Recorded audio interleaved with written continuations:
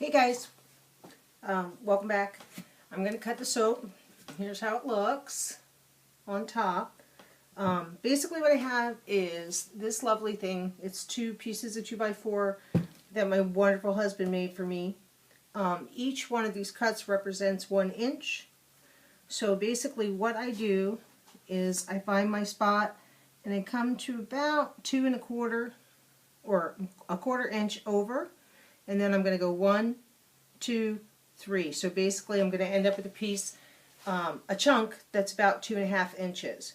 So then I just line up my knife and hopefully I can cut this straight, because even with this sometimes I do not. And then I just cut into blocks.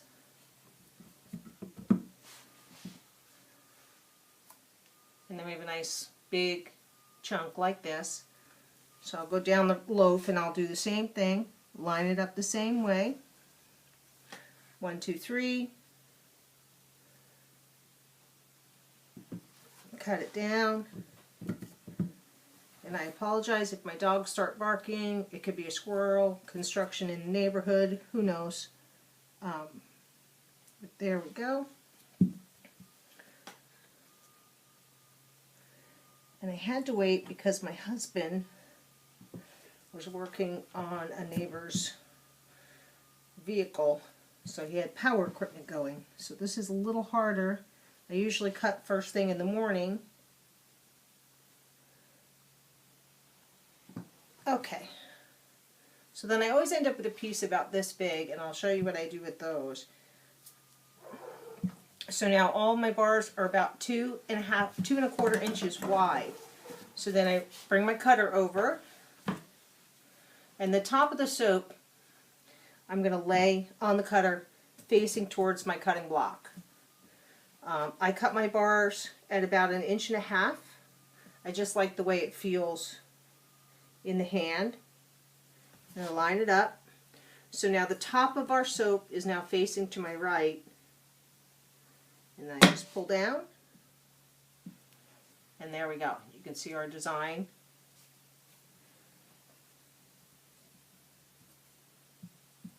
Keep going.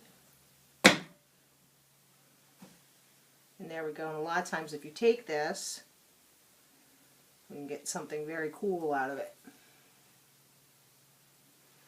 So you don't, you can leave it just as the circles if you like, but a lot of times if you check it, you can get some really cool shapes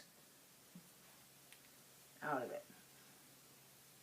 I hope you guys can see that. I hope this, I'm not used to using my iPad, I'm used to using my phone.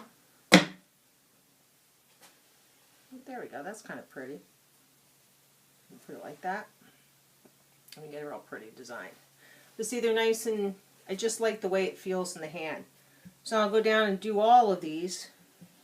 But this the little end piece, basically I'll set on here. And these are my little sample bars.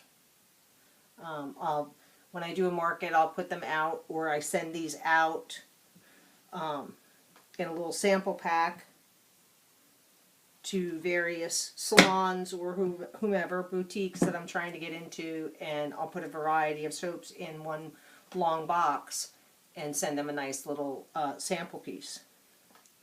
And then if I have a lot of them, I'll go ahead and set them up at the market and sell them as guest bars. People like to put them in the bathrooms, in the soap dish, on the sink. Oh, that's pretty. I'm really liking these colors. I really wish the metallic micas would show up better in CP soap, but they do not. Let's see what we can. Oh, now that's pretty. Or you could do it like that. But that is basically any type of Taiwan Swirl, and 90% of the soaps that I do, this is how I cut my soap, all of it, just because of the way I do my designs. But if you're doing a Taiwan, this is how you would cut your soap to make sure you get your pattern. If you go straight down, you're basically going to get this all the way through the soap. So you need to turn it. It's what it's called a horizontal cut. Now it's pretty. And there we go. If you guys have any questions, just let me know. I'd be happy to answer them. Unfortunately, I don't have any more soap to cut. So I'll see y'all later. Aloha.